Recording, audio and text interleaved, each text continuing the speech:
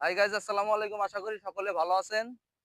আমরা এখন যে জায়গাটিতে রয়েছি এটি হচ্ছে বাংলাদেশের সবচেয়ে ছোট জেলা, নারায়ণগঞ্জ জেলা। কিন্তু এই জেলাটি বাণিজ্যিক দিক দিয়ে সব জেলার থেকে অনেক এগিয়ে। কারণ এই শীতলক্ষ্যা নদী, এই নদী ঘেঁষেই অনেক মিল ফ্যাক্টরি তৈরি হয়েছে।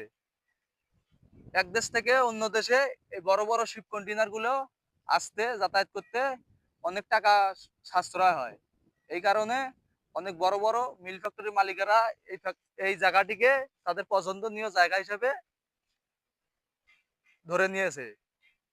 এই জায়গাটিতে অনেক সুন্দর সুন্দর মনোমুগ্ধকর পর্যটন এলাকা রয়েছে, যেখানে সবাই পরিবার সহকারে অবসর সময়ে ঘুরতে আসে। আজকের মতো বিদায় নিতেছি।